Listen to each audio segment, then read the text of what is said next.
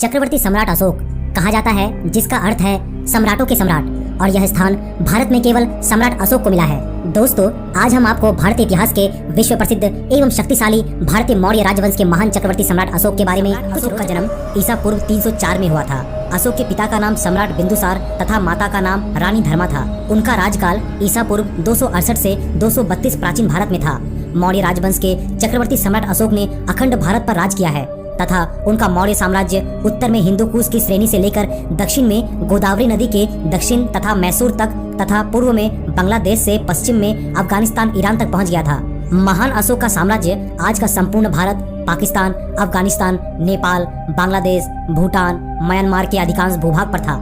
यह विशाल साम्राज्य उस समय तक आज तक का सबसे बड़ा भारतीय साम्राज्य रहा है। सम्राट अशोक को भारतीय इतिहास में बेहतर प्रशासन और बौद्ध धर्म के प्रचार के लिए जाना जाता है। इन्होंने संपूर्ण एशिया में तथा अन्य आज के सभी महाद्वीपों में भी बौद्ध धर्म का प्रचार किया।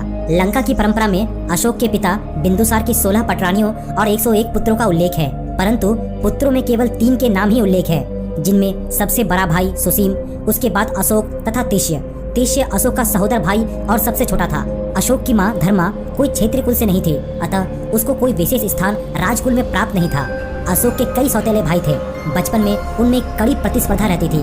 अशोक के बारे में कहा जाता है कि वो बचपन में सैन्य गतिविधियों में प्रवीण था। अशोक काल में उकेरा गया प्रतीकात्मक चिन्ह, जिसे हम अशोक चिन्ह के नाम से जानते हैं, आज भारत का राष्ट्रीय चिन्ह है। बौद्ध धर्म के इतिहास में गौतम बुद्ध के पश्चात सम्राट अशोक का ही स्थान आता है। चक्रवर्ती सम्राट अशोक ने अपने राज्याभिषेक के 8वें वर्ष में कलिंग पर आक्रमण किया था।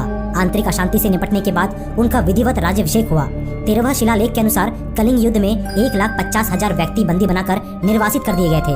1 लाख लोगों की हत्या कर दी गई थी। सम्राट अशोक ने भारी नरसंहार को अपनी आंखों से देखा था। कलिंग युद्ध ने सम्राट अशोक के हृदय में महान परिवर्तन कर दिया।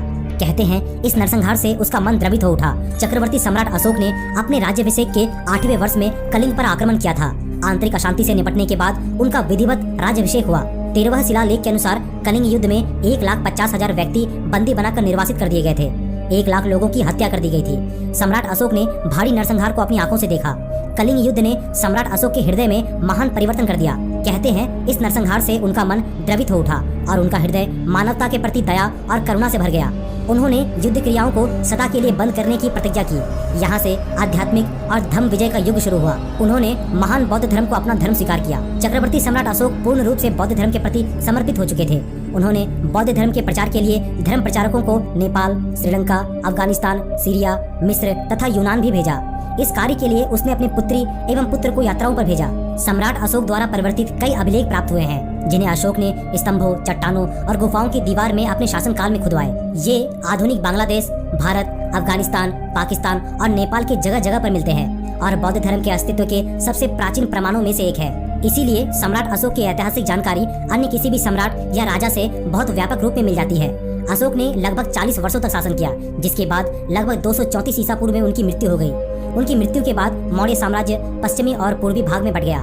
कहते हैं अशोक की मृत्यु के बाद मौर्य राजवंश लगभग 50 वर्षों तक चला, जिन्हें उनके निर्बल उत्तराधिकारी संचालित करते रहे। सम्राट अशोक ने अपने पूरे जीवन काल में एक युद्ध भी नहीं हारा। वे एक महान राजा होने के साथ एक दार्शनिक भी थे। उन्होंने अपने जीवन में कई विश्वविद्यालयों की स्थापना की थी।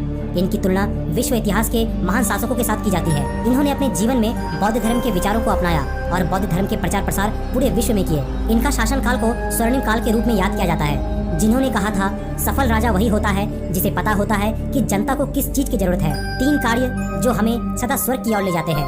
पहला, माता पिता का सम्मान। दूसरा, सभी जीवों पर दया।